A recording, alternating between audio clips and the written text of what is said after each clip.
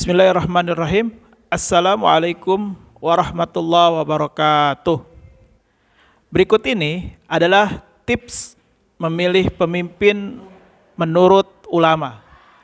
Ternyata di dalam Islam, di dalam memilih seorang pemimpin itu sudah diatur dan ada kriteria-kriterianya, ada syarat-syaratnya.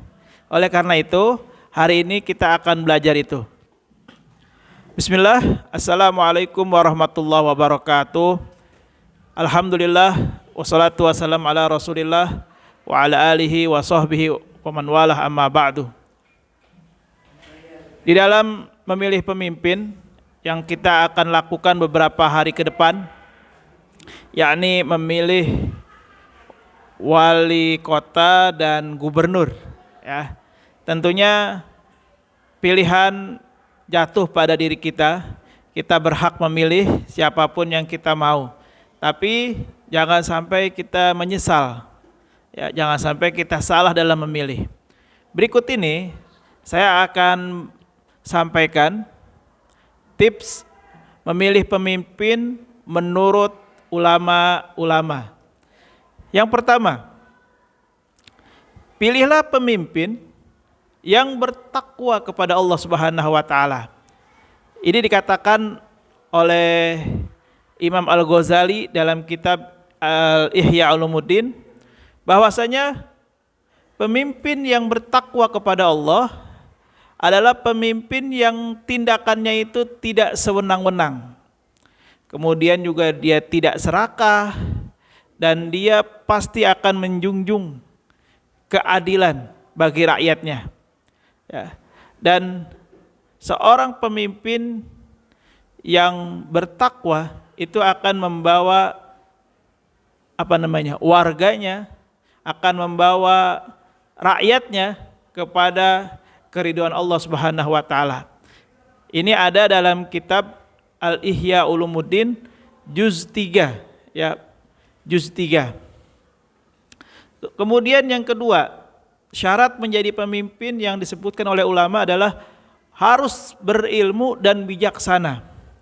Ini ditemukan dalam kitab Imam Ibnu Taimiyah, kitabnya Majmu' al-Fatawa. Di sana dikatakan bahwa seorang pemimpin itu wajib memiliki ilmu agama yang baik dan memahami urusan ya yang memang pasti harus dikaitkan dengan keagamaan. Makanya ketika bicara ekonomi, bicara sosial, bicara politik, bicara hukum, ketika ini tidak dikaitkan dengan agama maka akan rusak. Begitu pula yang menjadi syarat seorang pemimpin harus mengerti ilmu agama. Ini ditemukan dalam kitab Majmu' al-Fatawa karangan Ibnu Taimiyah. Kemudian yang ketiga, syarat menjadi pemimpin menurut ulama, yaitu sekarang menurut Imam An-Nawawi dalam Majmu' Syarah Al-Muhadzab. Apa di sana disampaikan? Di dalam kitabnya juz 11 halaman 45 dikatakan seorang pemimpin wajib berbuat adil, yakni mampu menegakkan hak setiap orang dengan cara yang sesuai dengan hukum Allah Subhanahu wa taala. Tidak membeda-bedakan antara yang kaya dan yang miskin, antara yang berjabatan sama yang tidak berjabatan, sama yang tokoh atau yang rakyat biasa. Ya, jadi harus adil, dan adil ini harus melingkupi semuanya, tidak tebang pilih. Ya, itu yang ketiga. Yang keempat, seorang pemimpin yang wajib dipilih adalah seorang pemimpin yang memiliki akhlakul karimah, akhlak yang mulia. Di sini dikatakan dalam kitab Ar-Risalah karya Imam Asy-Syafi'i halaman 204.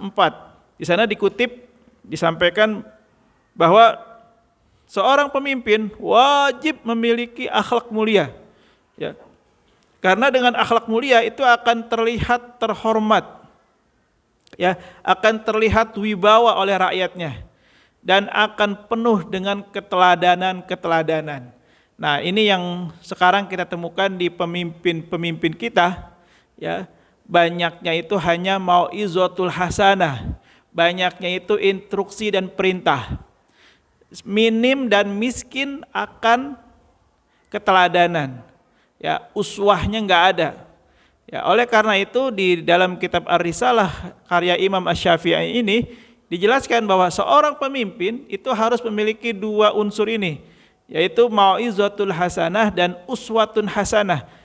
Memberikan perintah tapi juga memberikan contoh. Ini yang idealnya begitu ya. Jangan sampai dihilangkan salah satunya.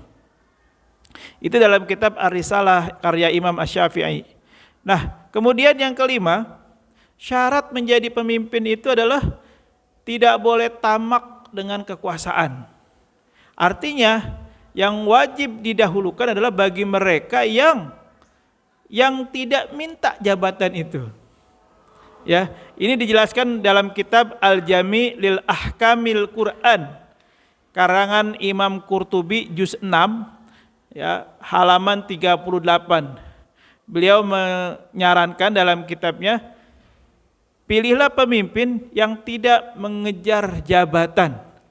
Karena biasanya seorang yang mengejar jabatan itu dia punya ekspektasi, dia punya tujuan ya. Oleh karena itu utamakan mereka yang tidak minta jabatan itu, yang diberikan jabatan ya. Terus yang keenam ya, yang keenam itu seorang pemimpin yang wajib kita pilih adalah pemimpin yang berani menegakkan kebenaran. Ini dikatakan oleh Imam Ibnu Qayyim dalam kitab Ilmu Al-Muwaqqin ya. I'lam Al-Muwaqqin. Nah, di sini ada di juz 2 halaman 132. Beliau mengingatkan kepada kita bahwa keberanian dalam menegakkan syariat adalah kualitas penting yang harus dimiliki oleh seorang pemimpin, terutama dalam menghadapi masalah besar atau ketidakadilan yang merajalela. Oleh karena itu, seorang pemimpin yang ideal dalam Islam itu adalah yang bisa menegakkan kebenaran ini. Ya, jadi kebenaran yang mutlak berdasarkan hukum Allah Subhanahu wa taala.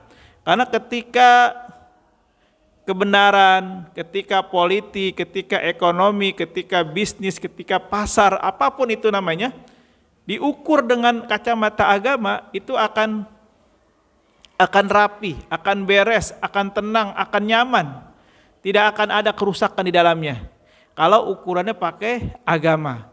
Tapi kalau selain agama, dengan teori-teori barat misalnya, dengan teori-teori orang yang tidak mengenal agama, itu udah pasti ada orang yang terzolimi, pasti akan ada orang yang dirugikan.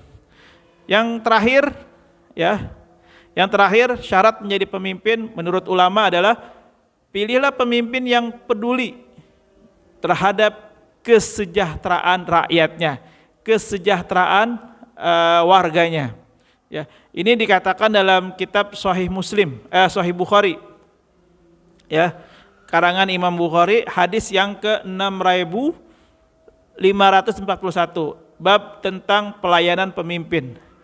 Ya, Rasulullah Shallallahu alaihi wasallam di sini bersabda, setiap kamu adalah pemimpin dan setiap pemimpin akan dimintai pertanggungjawaban tentang apa yang dipimpin.